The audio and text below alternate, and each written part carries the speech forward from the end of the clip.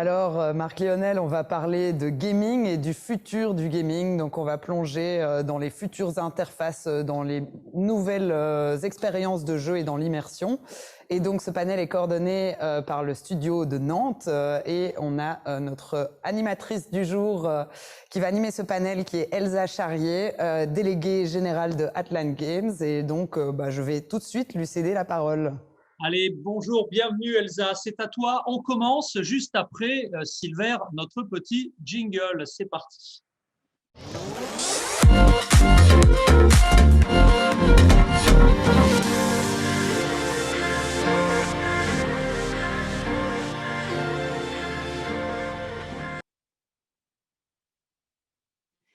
Bonjour à tous, donc je suis Elsa Charrier, déléguée générale d'Atlan Games, qui est le cluster des professionnels du jeu vidéo dans l'ouest de la France.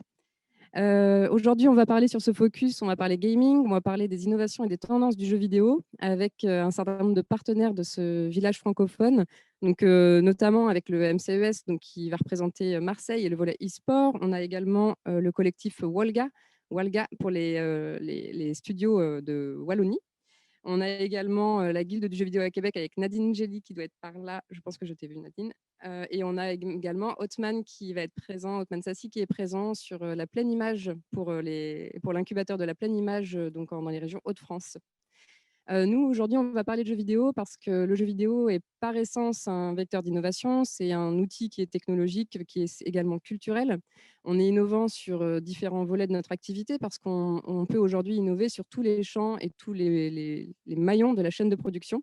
Et c'est ce qu'on va essayer d'illustrer aujourd'hui en présentant un peu tous nos actions au niveau local, mais qui sont tous finalement sur un marché qui se veut international par nature. Donc, que ce soit dans la production avec des recherches autour de l'IA, par exemple, ou sur la diffusion via le streaming, mais également sur des outils de production comme le cloud gaming, et puis aussi avec le lien avec les joueurs, donc notamment le volet e-sport qui est aujourd'hui en croissance constante. Peut-être pour rappel quand même, le jeu vidéo est l'industrie culturelle la plus grosse industrie culturelle aujourd'hui à l'échelle mondiale, mais en tout cas à l'échelle de la France, les biens culturels les plus vendus, alors en 2020 a fortiori, étaient des jeux vidéo. Donc on a vraiment une place qui est prépondérante aujourd'hui dans le milieu des industries culturelles et créatives. Et voilà. Et avec cette tendance à l'innovation qui est, comme je le disais tout à l'heure, qui est par nature dans le jeu vidéo. Peut-être pour commencer, je vais passer la parole directement à Romain Sombray, qui du coup dirige l'association, ou le club plutôt e-sport MCES à Marseille, qui est un club e-sportif français. Est-ce que Romain, tu es par là et qui va pouvoir nous présenter un petit peu les actions du club et la dynamique du club sur Marseille? Alors, moi, je ne vois pas sur mon dashboard les Marseillais. Est-ce que les Marseillais sont avec nous? Eh bien, ce que je propose, c'est peut-être d'enchaîner, Elsa. Je vais essayer de Ouais, voir où ils sont partis. Ils avaient un gros studio ce matin. Est-ce que le studio a brûlé? On va le savoir dans un instant. On peut enchaîner du coup et je les contacte. ok, super.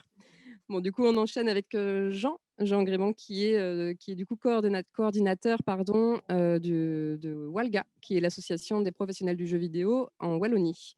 Est-ce que Jean, tu es par là pour nous présenter du coup les actions et l'écosystème? Oui, bonjour. Je vais vous parler un peu de développeur de jeux en Wallonie. C'est une industrie relativement récente chez nous, puisque le studio le plus âgé vient de fêter ses 10 ans, c'est Fishing Cactus à Mons. Walga a été créé à son initiative, ainsi que d'autres studios pionniers il y a 5 ans. Et donc, on a une mission de représentation du secteur, mais également de son développement. Et donc, grâce à un soutien de la région wallonne depuis 2 ans, j'ai pu entamer ma mission, qui consiste notamment à accompagner les porteurs de projets. Donc, comme c'est une industrie assez jeune, on a fait 17 porteurs de projets en 1 an de temps. L'idée à constituer leur studio et de donner un maximum de chances de réussite. À côté de ça aussi, évidemment, on a une structuration de l'écosystème en pôle, puisqu'on a la chance justement d'avoir des talents grâce à nos écoles et centres de formation. La principale école étant à Namur, la haute école à Albert-Jacquard. Et depuis des années, en fait, elle exporte des talents, des diplômés qui travaillent en France, au Canada. Et donc, on en est très fiers, mais on aimerait bien aussi en garder quelques-uns chez nous pour continuer à développer notre industrie, d'où cette nécessité de structuration. Et donc, ce travail se fait au travers de pôles qu'on a identifiés dans 4 villes, donc Namur, où il y a l'école Albert-Jacquard, également à Mons, à Charleroi et à Liège. Dans chacune de ces villes, aujourd'hui, il y a des studios qui ont réussi à se développer, qui représentent entre 20 et 50 emplois. Et on travaille aussi, évidemment, avec les pouvoirs locaux qui, de plus en plus, prennent conscience du potentiel économique et d'emploi au niveau de l'industrie du jeu vidéo. Et donc, on a dans tous les secteurs culturels quand même un historique, un background assez important. Je pense à la bande dessinée belge avec Tintin et Schtroumpf qui sont nos représentants phares depuis longtemps, dans le cinéma, dans la musique. Et donc, la somme de tous ces secteurs culturels, évidemment, se retrouve dans le jeu vidéo. Et donc, ce qui nous fait croire qu'on a vraiment un potentiel encore important à développer. Comme on l'a dit aussi là tout de suite en introduction, l'international est important, c'est pour ça qu'on s'appuie également sur l'aide de la WEX, qui est la chaîne wallonne de l'exportation, et qui nous permet de participer à des salons internationaux comme la Gamescom à Cologne, même si c'est un peu plus difficile en temps de crise Corona. On a pu faire une édition virtuelle l'année passée, et on s'appuie également sur eux et sur nos pôles pour développer des partenariats transrégionaux. Le pôle de Mons, par exemple, travaille avec la Pleine Image, justement, dans le Hauts-de-France. Celui de Liège avec le Landesfallen en Allemagne, qui représente 30% de l'écosystème gaming allemand. Et donc, au travers de ces synergies, on essaie de développer des partenariats en vue aussi d'arriver à des coproductions. Alors, on souffre un peu d'un déficit financier pour l'instant, puisque les grands pays qui nous entourent ont déjà des mécanismes, des incitants fiscaux, tax crédit et crédit d'impôt en France. Et donc, pour l'instant, une des missions de Walga est aussi d'obtenir l'extension du tax shelter qui existe depuis 15 ans pour l'industrie du cinéma et d'arriver à l'étendre maintenant au secteur du gaming. Donc, il y a encore un travail en cours pour arriver à se donner tous les outils nécessaires pour développer notre industrie.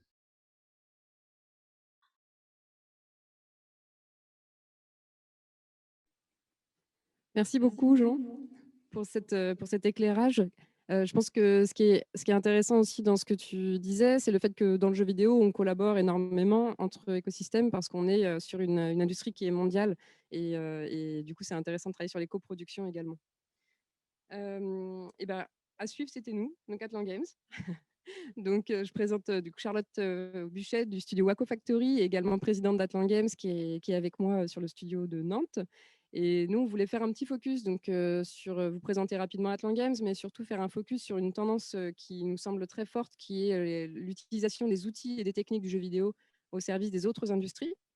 Peut-être pour vous faire un rapide focus quand même sur Atlan Games, donc on est l'association des professionnels du jeu vidéo, comme je le disais tout à l'heure.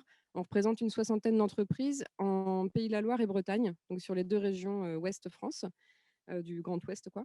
Et notre mission, c'est d'accompagner les entreprises dans leur développement, de les aider à adresser l'international et de rechercher des partenaires, de les aider vraiment à structurer leur activité. On a remarqué quand même depuis un certain nombre d'années qu'il y a une grosse tendance, alors qui avant était liée uniquement à la gamification ou au serious game, en tout cas pour le volet formation et communication. On a remarqué que récemment, on a vraiment plus une tendance à utiliser le jeu vidéo en tant que tel dans les industries. Donc, on a pas mal d'industriels, que ce soit au niveau de la santé, de l'industrie lourde, type métallurgie, ou au niveau des industries culturelles elles-mêmes, qui font appel aux technologies du jeu vidéo, que ce soit la réalité virtuelle, la réalité augmentée, mais aussi et simplement tout ce qui est la génération procédurale, le précalculé, tout ce qui est inhérent en fait aux technologies du jeu vidéo et qui servent en fait en tant que tel les intérêts de ces industries-là. Donc c'est cette tendance qu'on voulait un petit peu mettre en avant parce que ça amène en fait les autres industries aussi à innover sur leur propre champ d'activité et dans leur métier en utilisant les technos du jeu vidéo, les technos et les outils du jeu vidéo. J'avais demandé à Charlotte d'intervenir à mes côtés aussi pour illustrer, parce que Waco Factory est un studio nantais et qui du coup fait des jeux vidéo, on va dire de divertissement, donc classique, mais qui a également une activité sur ce volet-là. Et je trouvais intéressant que tu puisses nous donner quelques exemples de projets sur ce volet-là. Parfaitement.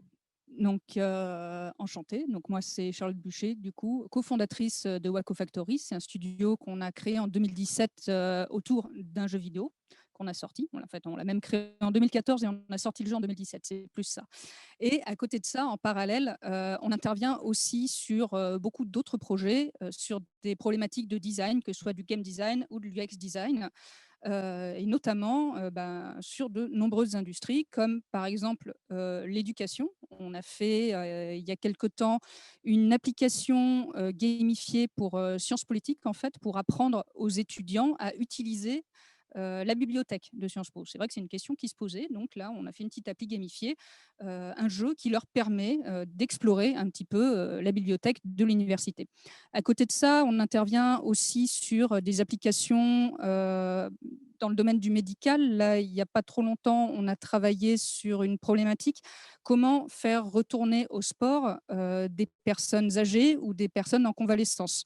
Donc, par le jeu. Ça aide à réguler en fait un petit peu l'exercice, à produire un intérêt autre que simplement aller faire du sport.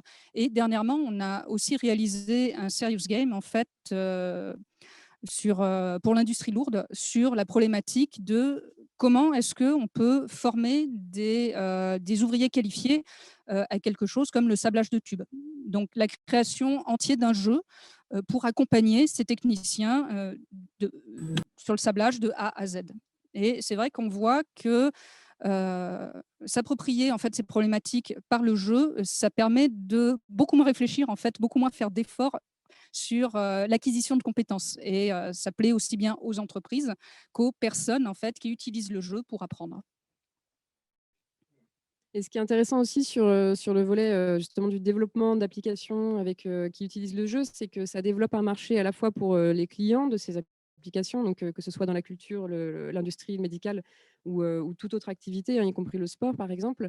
Ça développe un marché pour eux, mais ça développe aussi un marché pour nos entreprises qui du coup se retrouvent à avoir un double modèle économique et qui travaillent aussi beaucoup au développement d'applications pour d'autres. Et ça permet de financer des productions parfois plus conséquentes et plus importantes pour les studios. Donc, c'est pour ça qu'on trouvait intéressant de le noter.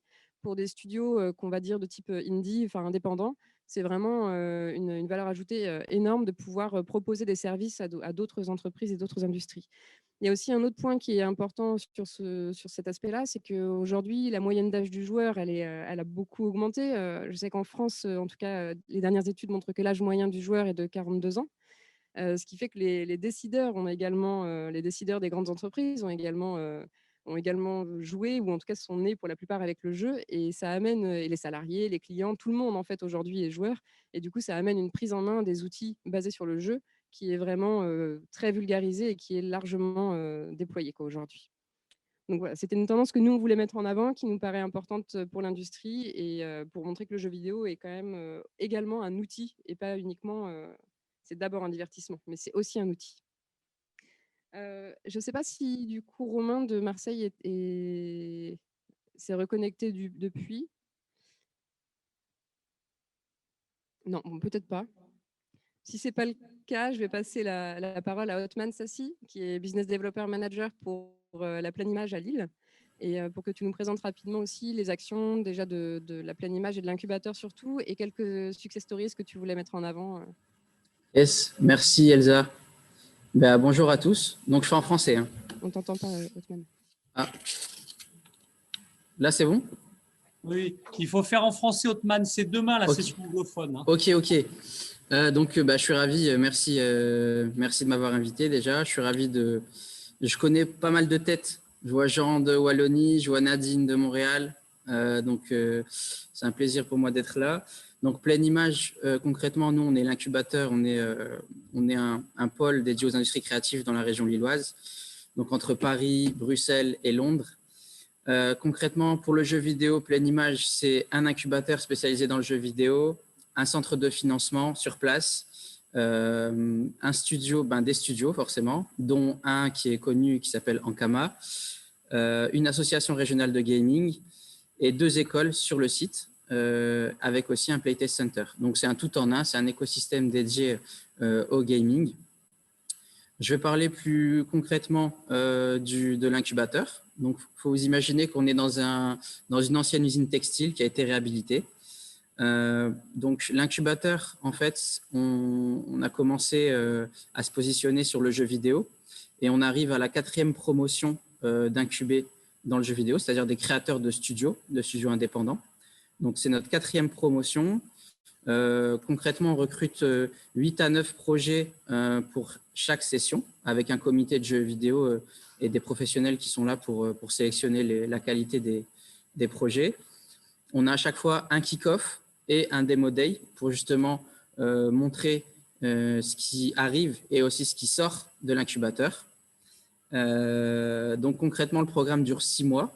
Et donc, pendant 6 mois, ces futurs entrepreneurs vont être accompagnés à créer donc à la fois sur l'axe de la production, sur le marketing, mais aussi sur le business, parce qu'on sait que sur les profils créatifs, c'est ce qui peut manquer aussi sur la partie jeux vidéo.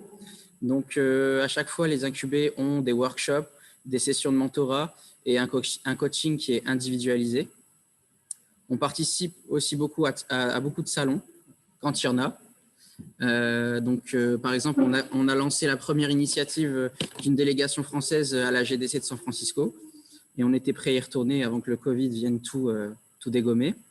On a d'ailleurs fait venir plusieurs mentors qui viennent au sein de l'écosystème Pleine Image, dont Jean Guédon d'Ubisoft Montréal, qui est déjà venu par exemple, Anthony Roux, qui est le directeur d'Ankama, et également Célia Audan, qui a travaillé sur le jeu Fortnite, qui est la marraine de notre incubateur. Donc voilà, on est en train de monter en qualité sur cette partie-là. Le but, c'est vraiment que les créateurs de jeux vidéo soient accompagnés du stade de l'idée jusqu'à la création d'un studio et d'un jeu. Avec à chaque fois la promesse, c'est la rencontre des éditeurs qui viennent rencontrer ces créateurs de jeux vidéo pour donner les chances à ces studios de produire des jeux et de les éditer.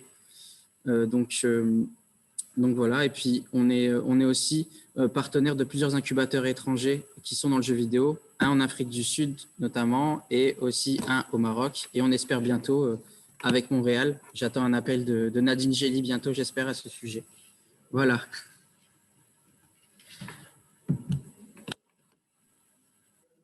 Merci beaucoup, Othman. Et en plus, ça fait une transition hyper facile parce que du coup, je passe la parole maintenant à Nadine Gély, qui est directrice générale de la Guilde du jeu vidéo à Québec et qui va nous présenter également la richesse de la coopération entre studios à l'échelle du Québec. Bonjour à tous. Effectivement, je connais plein de gens autour de ce panel. On dirait que je suis aussi proche de la France que du Québec malgré la COVID. Alors, c'est génial.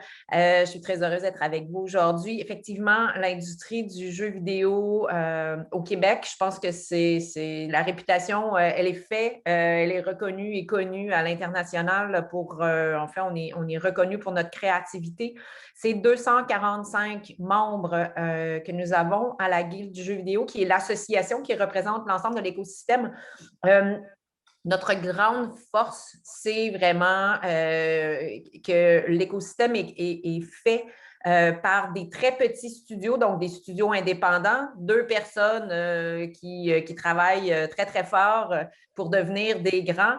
Et on a jusqu'aux très, très grands, donc les Ubisoft de ce monde qui sont aussi membres de la Guilde et qui, eux autres, rêvent des fois de redevenir des petits studios indépendants. Donc, j'en suis certaine. Il faut savoir qu'au Québec, on a la plus grande concentration de filières internationales au monde. C'est une 60aine de studios qui proviennent d'un peu partout à travers le monde. Donc, c'est vraiment exceptionnel. Et il y a aussi Ubisoft. En fait, le plus grand studio de Ubisoft est ici à Montréal. Donc, c'est ce qui fait un écosystème qui est très, très fort. Les très grands travaillent avec les petits pour aider les petits à devenir grands. Et ça, moi, j'appelle tout le temps ça l'effet d'une tornade. Une tornade, plus il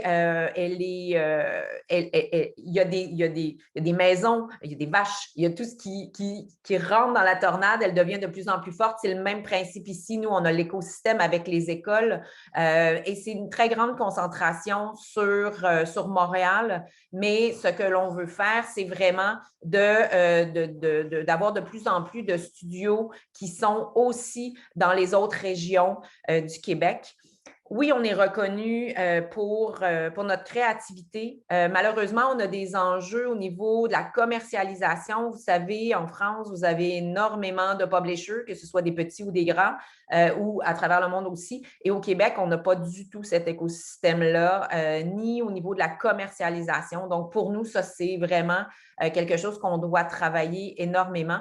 Et on travaille aussi beaucoup sur l'innovation. Donc, toujours, là, c'est vraiment là, maintenant, ça va être notre cheval de bataille au niveau de l'innovation, de s'assurer que les studios sont le plus innovants possible, oui, par les technologies, mais aussi par les storytelling et par l'ensemble de tout ce qui crée, qui fait qu'un jeu vidéo est exceptionnel. Donc, on va beaucoup travailler de ce côté-là. Et naturellement, je pense que la COVID nous aura apporter encore plus ou aura accéléré justement les coproductions entre les pays parce qu'on peut moins se déplacer et maintenant, bien, on peut travailler à distance, ce qui est assez, ce qui est un avantage d'une certaine façon. C'est une nouvelle façon de travailler. Nous, les studios au Québec ne vont à peu près plus au bureau. J'imagine que c'est la même chose aussi à l'international, naturellement. Donc, tout le monde est vraiment bien installé à la maison et c'est ce qui va permettre encore plus d'activités de co-développement interpays. Et c'est certain que déjà, on travaille avec Nantes sur certains petits projets qui s'en viennent et il y aura naturellement d'autres partenariats qui auront. Il faut savoir, pour le Québec, c'est 1 milliard de retombées économiques que l'industrie du jeu vidéo apporte et c'est 13 000 emplois qui sont au Québec. Donc, c'est un écosystème qui est très fort et en créativité, présentement, la résilience de notre industrie n'est plus à faire versus les autres industries créatives. C'est sûr que c'est un écosystème qui est pour nous très fort. Alors voilà, je sais qu'on n'avait vraiment pas beaucoup de temps et j'en aurais parlé encore plus longtemps, mais je m'arrête là. Merci beaucoup Nadine. Et en fait, on est très bien au niveau temps pour le moment, donc tout va bien. Je pense que j'ai un peu écourté l'introduction, du coup ça nous a laissé un peu de mou pour la suite. Je rebondis quand même, c'est vrai que nous, on travaille depuis quelques années avec Montréal, on a déjà travaillé avec la Pleine Image, on travaille avec régulièrement d'autres écosystèmes. C'est vrai que dans le jeu vidéo, la force de la collaboration, elle est très naturelle entre les studios, où qu'on soit, en fait, que ce soit au niveau local, où on a toujours cette force en fait, du réseau. Nous, on est une asso qui a 10 ans aujourd'hui, on a 60 entreprises, elles se connaissent toutes très très bien, et pour la plupart, elles travaillent ensemble, beaucoup. Et après, on a aussi les collaborations au niveau national où on travaille beaucoup avec les autres assos et au niveau international, donc notamment la guilde. Et je pense que c'est vraiment presque spécifique aux jeux vidéo où il y a cette tendance à travailler en collaboration et à développer des projets du coup plus gros et avec un marché plus étendu. Donc je trouve ça très intéressant en effet de continuer à travailler avec vous. Je ne sais pas du coup si Romain Sombray est arrivé ou pas, s'il s'est connecté pour Marseille. Ou quelqu'un. Alors, je vois un Sean. Sean, c'est sûr, il est invité. Et je lui donne la parole juste après. Mais je voulais voir quand même si Marseille, il se passait quelque chose. Dans les 8 minutes qu'il nous reste, mes chers amis. Eh ben, c'est parfait, 8 minutes. C'est exactement ce qui devait nous rester pour les deux invités. Donc, ça va me permettre d'introduire Sean Phi. Alors, on m'a dit que tu comprenais le français, donc ça m'arrange grandement. Ouais, non, j'étais né en Belgique, donc je comprends le français, mais je parle le belge. Mais je vais parler en anglais parce que c'est plus facile pour moi. Ah oui, mais ça va. Een beetje Nederlands, hein. Een beetje. Allez, c'est parti. Sean, you can do it in English. Right. But no problem with English too. Okay, great. Well, that makes life a lot easier for me, and I apologize that I'm not able to do it fully in French. It's been 20 years since I spoke French every day, so it's been a while. So yeah, I'm representing XSplit. I'm the CEO of a company called XSplit. We've been around in the gaming space since 2010. And our company focuses on creating tools that help people who play video games to share their passion and share their gameplay with the world through live streaming. So we launched a tool called XSplit Broadcaster back in 2010, and it was very aggressively adopted. We actually originally created the application to help people create live TV for the internet. And the gaming audience pretty aggressively adopted this because it was the first tool that was able to really make it easy to capture your gameplay and live stream it to platforms like Twitch and later on YouTube and Facebook and places like that. So we saw exceptional growth from the gaming space. And over the last 10 years, we've been continuously optimizing this tool and building additional tools to try and keep up with the demand from the gamers out there who are looking for things that help them really create professional grade productions with the minimal amount of effort. So they're an incredibly demanding bunch. They don't want any applications to impact on their gameplay. They don't want to have anything bog down their system. So at the same time, I think 10 years ago, the content that they were creating was simply a webcam on top of a game, and that was it. Whereas nowadays we go to full, I think you have spoken about esports. We power full big broadcasts of esports events, and you can do that with the software, or you can have the regular people are actually creating content that looks almost professional grade production now. So it's been an incredible journey watching the gamers adopt this kind of technology, and it's been incredible to try to keep up with the demands that they have in terms of making their live streams look as professional as a Netflix type production. So that's a bit on me and a bit on XSplit.